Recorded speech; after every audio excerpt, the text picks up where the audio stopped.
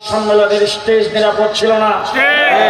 কোন মাদ্রাসার মুহতামিম, প্রিন্সিপাল, কোন মাদ্রাসার সদর, কোন মাদ্রাসার পরিচালকের তার গুদি, তার দপ্তর নিরাপদ ছিল না। গোটা দেশের প্রত্যেকটা মানুষ জেলখানায় বসবাস করেছে, দেশের মানুষকে জিম্মি করে রেখেছিল। দিনের পুত রাতে করে ক্ষমতাকে পাকাপুক্ত করে 15 বৎসর পর্যন্ত ত্রাসের রাজত্ব কায়েম করেছিল যারা, আজকে তারা পেছনের দরজা দিয়া ভাগতে বাধ্য হয়েছে। আমার দেশ মুসলমানের দেশ, আমরা দেশে মুসলমান হিসেবে বেঁচে আছি। আমাদের পূর্বপুরুষ মুসলমান ছিল। আজকের কলকিয়া মাদ্রাসার আলেম ওলামায়ে কেরামকে সাক্ষী রেখে আমি আপনাদের সামনে যেই কথাটার ইঙ্গিত দিতে চাই, ইতিহাসের পেছন থেকে যেটা আপনাদেরকে স্মরণ করে দিতে চাই, আমরা ওই জাতি, ইংরেজ এই দেশকে দখল করেছিল, স্পেনও দখল করেছিল। একই টাইমে স্পেন দখল করে স্পেন থেকে ইসলামকে বিদায় করেছেন, কোরআনকে বিদায় করেছেন, মসজিদ বিদায় করেছেন, আজান বিদায় করেছেন, মাদ্রাসা বিদায় করেছেন, আলেম ওলামায়ে কেরামকে বিদায় করতে সক্ষম হয়েছিলেন। কিন্তু আমার এই ভারতবর্ষ, বাংলাদেশও একই ক্ষমতাসীন ইংরেজ দখল করেছিল। একদিনের জন্য আমার দেশ থেকে আজানকে বিদায় করতে পারে নাই।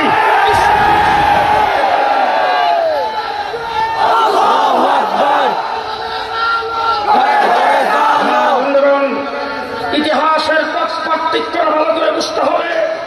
একই ক্ষমতাসীন ইংরেজ স্পেন থেকে ইসলামকে বিদায় করতে সক্ষম হয়েছে, মুসলমানকে নিরঞ্জন করতে সক্ষম হয়েছে, মাদ্রাসা মসজিদকে উৎখাত করতে সক্ষম হয়েছে।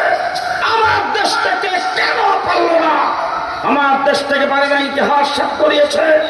আজকে আমার বাংলাদেশে ক্ষমতা যারা দখল করে রেখেছিল, ইতিহাসকে ভুলাইয়া দিয়েছেন।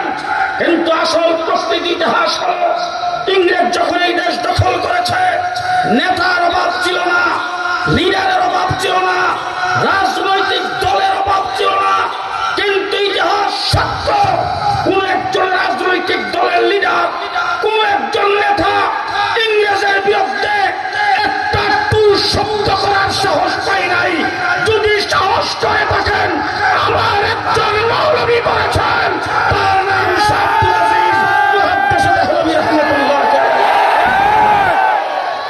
আব্দুল আজিজ মুহাদ্দিস দেহলভী রাহমাতুল্লাহ আলাইহি 1802 খ্রিস্টাব্দে দিল্লির জামে মসজিদের মিম্বর থেকে গুঞ্জন দিয়েছেন, আওয়াজ দিয়েছেন, ও ভারতবর্ষের মুসলমানেরা, ভারত সূত্র কবলিত দেশ হয়েছে, তোমরা দখলদারিত্বের কবলে চলে গেছো। এই দেশকে স্বাধীন করার জন্য প্রত্যেকটা মুসলমানের জন্য মুক্তিযুদ্ধ করা ফরজ।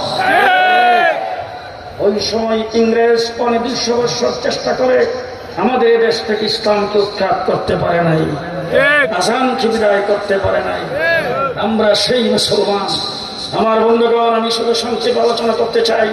ওলামায়ে কেরাম একের পর এক আসতেছে, আমরা একসাথেই ছিলাম, ওনারা এসে গেছেন, কথা বলবেন। আমি অল্প সময়ের ভিতরে শেষ করতে চাই। 2 নম্বর কথা যেটা বলতে চাই, আপনারা কিছু বলবেন আর আমি কিছু বলবো।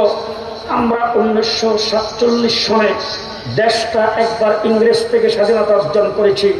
1947 সনের স্বাধীনতা ছিল 250 বছর যুদ্ধ করার পরে দ্বিজাতি তত্ত্বের ভিত্তিতে এই দেশটাকে স্বাধীন করে দিয়ে দেশ থেকে ইংরেজ চলে যাওয়ার সিদ্ধান্ত যখন নিয়েছেন, তখন দেশটা 2 ভাগে ভাগ হবে।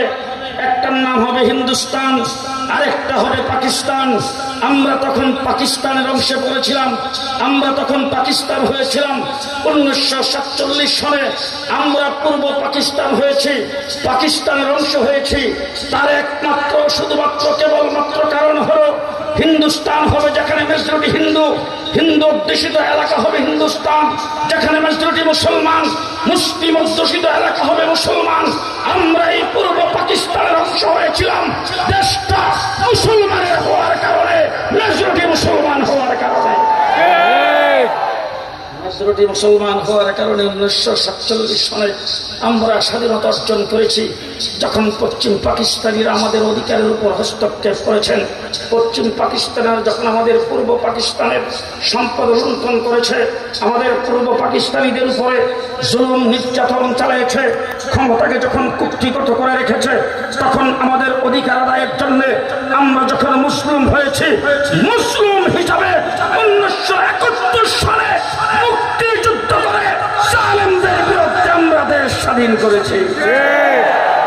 আজকে আমি জিজ্ঞেস করতে চাই, আমরা যদি দ্বিজাতি তত্ত্বের ভিত্তিতে মুসলিম অধ্যুষিত হিসাবে, মুসলমান হিসাবে যদি 1947 সনে স্বাধীনতা অর্জন না করতাম, পূর্ব পাকিস্তান না হতাম, তাইলে 9 মাস যুদ্ধ করে কি স্বাধীনতা অর্জন করা সম্ভব ছিল? না। না তো বলে ফেলছেন, বুঝা বলছেন কিনা জানি না, ভালো করে বুঝেন। কাশ্মীরের দিকে তাকিয়ে দেখেন, 70 বছর স্বাধীনতা আন্দোলন করে স্বাধীনতা অর্জন করতে পারে নাই। আসামের দিকে তাকিয়ে দেখেন, 40 বছর যাবৎ স্বাধীনতা আন্দোলন করছে, স্বাধীনতা অর্জন করতে পারে নাই। ত্রিপুরার দিকে তাকিয়ে দেখেন, মেঘালয়ের দিকে তাকিয়ে দেখেন, ভারতের বিভিন্ন প্রদেশের দিকে তারা বৎসরের পর বৎসর আন্দোলন করে যাচ্ছেন, কিন্তু স্বাধীনতা অর্জন করতে পারে নাই। কাশ্মীর 70 বছর যাবৎ লড়াই করছে, স্বাধীনতা অর্জন করতে পারে নাই। যদি আমরা মুসলিম হিসাবে, মুসলিম অধ্যুষিত হিসাবে, জাতি হিসাবে, মুসলমান হিসাবে যদি 1947 সনে পাকিস্তান হতাম, 71 মুক্তিযুদ্ধ করে আমরাও স্বাধীনতা অর্জন করতে পারতাম না। দেশ স্বাধীনের বলে আমরা দেশের জন্য লড়াই আমরা করেছি, দেশের জন্য রক্ত আমরা দিয়েছি। এই মাটির বালি কণা যদি তালাশ করা হয়, আমার উলামায়ে কেরামের রক্ত সেখান থেকে পাওয়া যাবে। দেশ আমাদের, আজকে যারা আমাদেরকে বাঁকা চোখে দেখো, গত 2021 সালে গ্রেফতার হওয়ার পরে 1.5 মাস ডিবি অফিসে রিমান্ডে ছিলাম। এমন কোনো দিন নাই যে অন্তত 20, 30, 40 বার আমাকে পাকিস্তানি রাজাকার বলে গালি দেওয়া হয়নি। আমার বড় বড় বুজুর্গানি দিন, আপনাদের এখানকার হযরত মাওলানা ইউনুস সাহেব রহমতুল্লাহি আলাইহি, হযরত মাওলানা হারুন ইসলামী সাহেব রহমতুল্লাহি আলাইহি, এই সমস্ত উলামায়ে কেরাম যাদের নাম তাদের মুখস্থ আছে, মনে আছে, তাদের এক একজনের নাম ধরে ধরে আমাকে গালি দিত আর বলতো তারা রাজাকারের কমান্ডার ছিল, তারা স্বাধীনতা বিরোধী ছিল, ওদের আওলাদ তোরাও রাজাকারের ঘরের রাজাকার, তারা পাকিস্তানি রাজাকার, তারা পাকিস্তানির বংশধর, তারা পাকিস্তানের লোক, এই সমস্ত কথাবার্তা বলে আমাদেরকে গালি দিত। আমাদেরকে যারা পাকিস্তানি রাজাকার বলেছ, পরিষ্কার ভাষায় বলতে চাই, ইউরোপ গিয়েছি, ইংল্যান্ড গিয়েছি, আমেরিকা গিয়েছি, কানাডা গিয়েছি, মিডল ইস্টের প্রত্যেকটা 10 দেশ সফর করেছি, কিন্তু আজ পর্যন্ত কোনোদিন একটি বারের জন্য পাকিস্তান যাই নাই। জীবনে কোনোদিন যাবো কিনা সেটাও সন্দেহ। পাকিস্তানের সাথে আমাদের কোনো বন্ধুত্ব নাই, আলাদা কোনো বন্ধুত্ব নাই। পাকিস্তান আমাদের শ্বশুর বাড়ি না, পাকিস্তান আমাদের মামার বাড়ি না, পাকিস্তানে আমরা লেখাপড়া করি নাই, পাকিস্তানের সাথে আলাদা কোনো লিঙ্ক আমাদের নাই। হ্যাঁ, একজন মুসলিম হিসাবে, একটা মুসলিম দেশ হিসাবে, ওখানকার আলেম উলামায়ে কেরাম আছে হিসাবে, মাদ্রাসা মসজিদ আছে হিসাবে, তাদেরকে অন্তর থেকে মহব্বত করি, ভালোবাসি। তাই বলে আমরা পাকিস্তানি নই। আমাদেরকে যারা পাকিস্তানি বলে গালি দিয়েছ, আজকে জিজ্ঞেস করতে চাই, তোমরা গেলা কোথায়? কোথায় গিয়েছ? কথা কথাই বলতা পালাবো,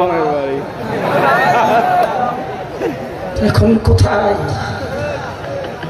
আমাদেরকে যারা পাকিস্তানি রাজাকার বলে গালি দিয়েছ, আজকে পরিষ্কার ভাষায় বলতে চাই, তোমরা সবাই ভারতীয় রাজাকার।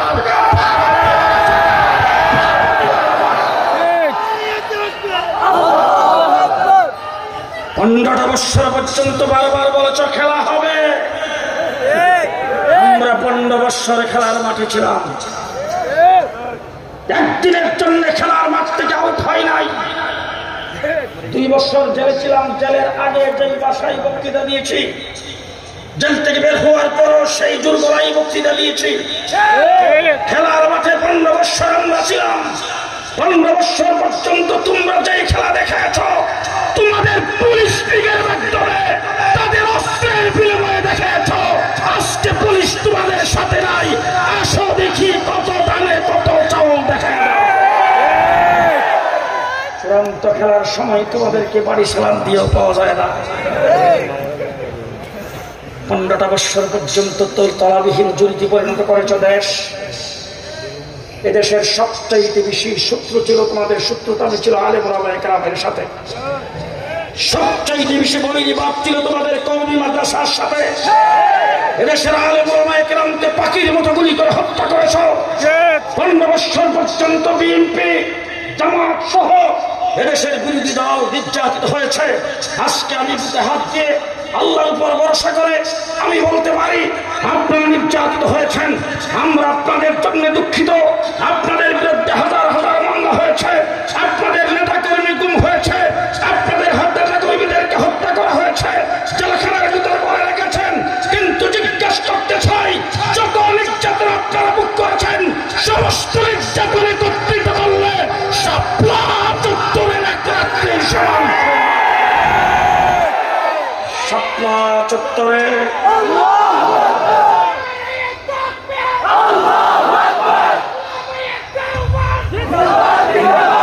শাপলা চত্বরে 1 সাগর রক্ত আমরা দিয়েছি। শাপলা চত্বরে 1 সাগর রক্ত দিয়েছি। আন্দোলন সংগ্রামে আমরা কোন দিক দিয়ে পিছিয়ে নয়। যখন বাংলাদেশের সিচুয়েশন যা হয়েছে, আমরা সবার আগে লেডি প্রধানমন্ত্রী ঘোষণা করেছিল রোহিঙ্গাদের একজনকে ভিতরে ঢুকতে দেওয়া হবে না। আমরা বলেছিলাম তারা মুসলমান, আমাদের ভাই, যারা আসতে চাই তাদেরকে আসতে দেন। আপনার সরকার যদি তাদের ভরণ পোষণের দায়িত্ব নিতে না পারে, আমরা মাদ্রাসার আলেম ওলামায়ে কেরাম নেব।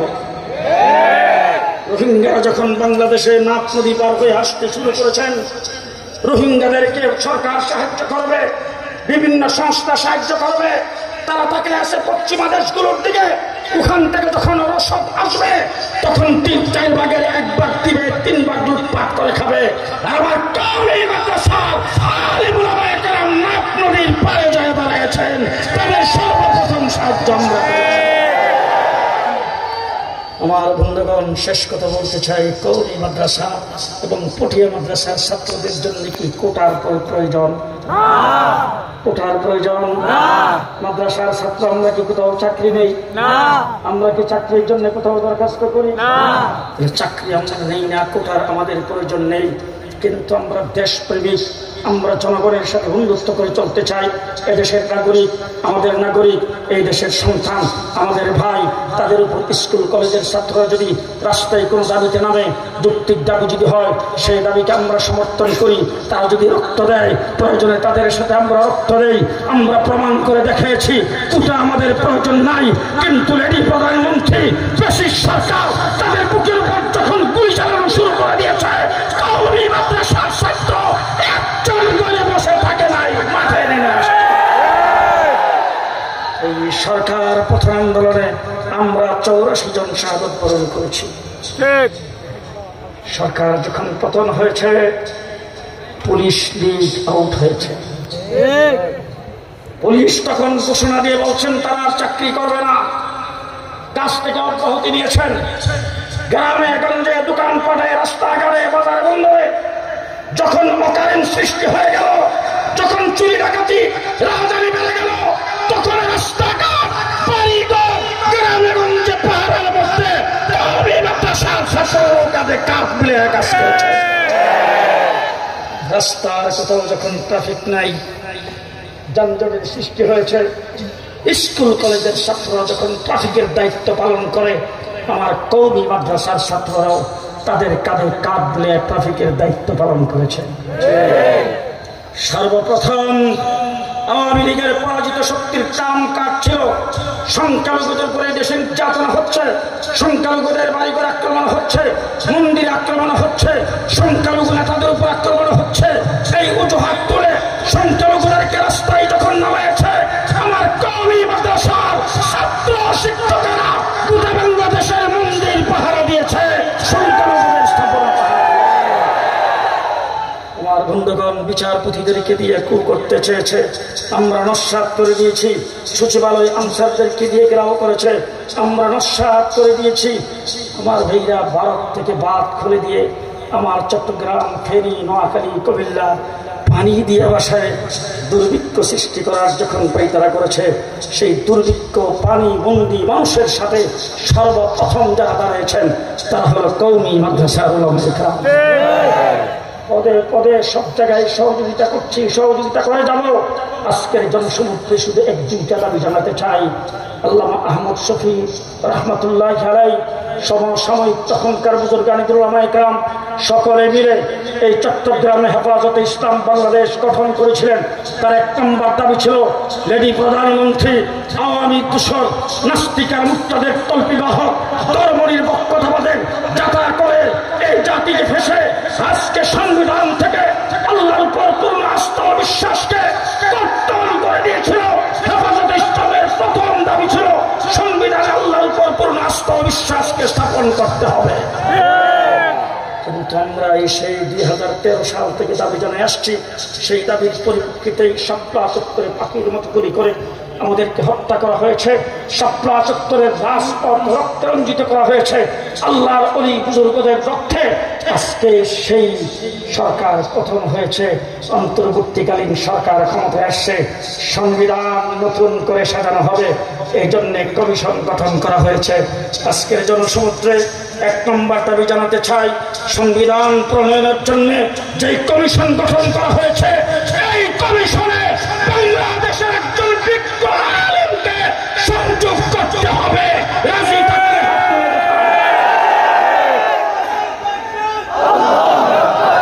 দুই নম্বর কথা বলতে চাই, সংবিধানে এক নম্বরে আল্লাহর উপর পূর্ণ আস্থা ও বিশ্বাস স্থাপন করতে হবে।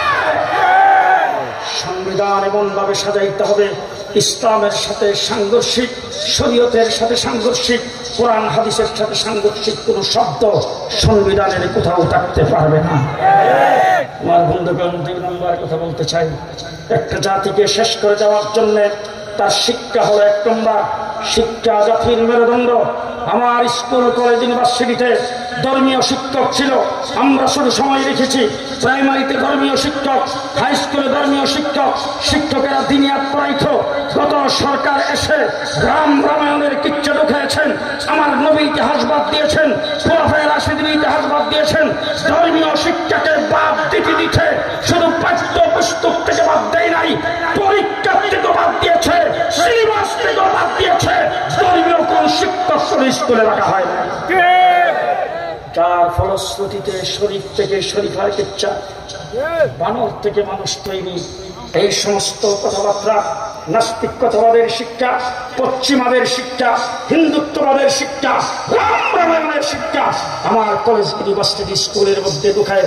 এদেশে ধর্মনিরপেক্ষতাবাদ, সমকামিতা, নাস্তিকতাবাদকে প্রাধান্য দেওয়ার জন্য, নাস্তিকতাবাদে এদেশের মানুষকে উদ্বুদ্ধ করার জন্য, দেশের মানুষকে মুক্তি বয়সের যুবক যুবতীদেরকে নির্লজ্জ হায়া বানাইবার জন্য, নাস্তিকা মুক্ত বানাইবার জন্য গত সরকার কুদরত খোলা শিক্ষা কমিশন বাস্তবায়ন করেছিল। আজকে শিক্ষা কমিশন গঠন করা হয়েছে। আমরা দাবি জানাইছিলাম 2 জন আলেমকে শিক্ষা কমিশনে হোক, আজ পর্যন্ত তার কিছু করা হয় নাই। আজকের জনসমুদ্রে দাবি জানাতে চাই, আলেমদের সমন্বয়ে শিক্ষা কমিশন গঠন করতে হবে। শিক্ষার সর্বস্তরে ধর্মীয় শিক্ষা বাধ্যতামূলক করতে হবে। কে কে রাজি আছেন?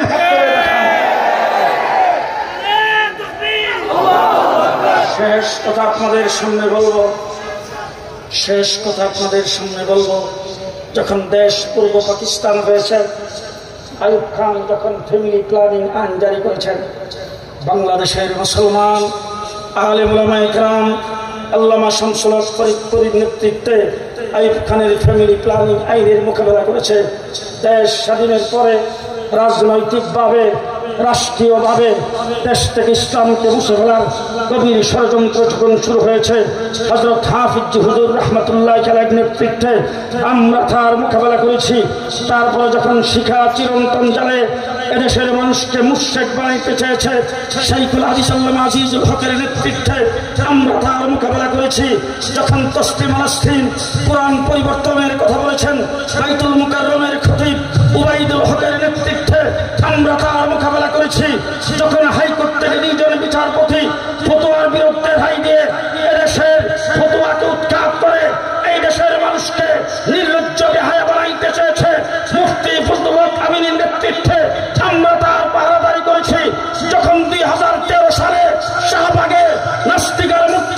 একত্রিত হয়ে আল্লাহ আল্লাহ রাসূলের বিরুদ্ধে কটূক্তি করেছেন।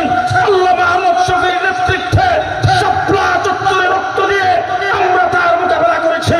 2021 সালে যখন বাবার মুক্তি লাগায় ভাস্কর্যের নামে দেশটাকে শিরকি রাষ্ট্রে পরিণত করতে চেয়েছে, জুলাই বাবুনগরের নেতৃত্বে আমরাই তার মোকাবেলা করেছি। আমাদের ইতিহাস হলো মোকাবেলার ইতিহাস, আমাদের ইতিহাস হলো সংগ্রাম আন্দোলনের ইতিহাস।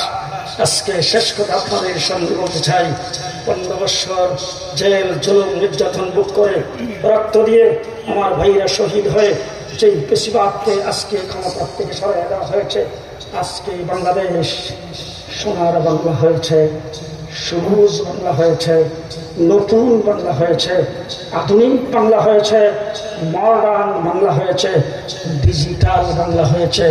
লেডি প্রধানমন্ত্রীর ঘোষণা স্মার্ট বাংলাদেশ হয়েছে। আজকের জনসমুদ্রে আমি জানতে চাই, যদি আপনারা রাজি থাকেন আমার সাথে একসাথে আওয়াজ করে বলবেন, আগামী দিনে বাংলাদেশ হবে ইসলাম বাংলা।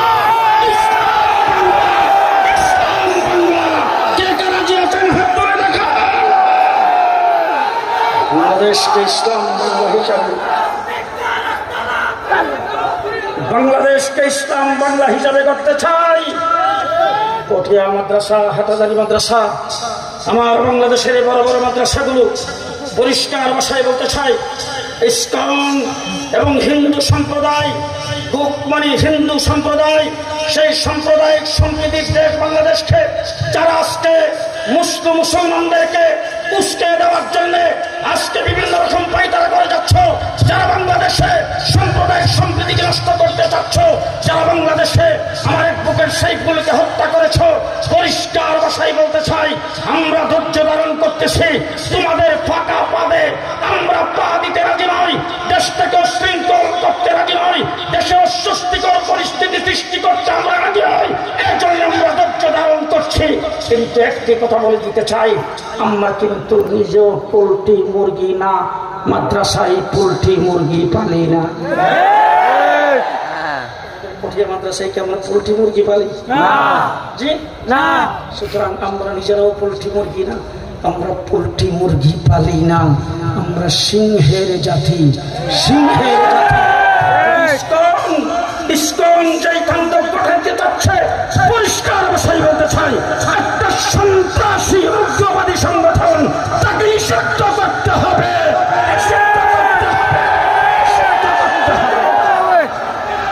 ইসকন নামের কোন সংগঠন বাংলাদেশে চলবে না। রাজি থাকলে হাত তুলে দেখা। 2 নম্বর, ইসকনের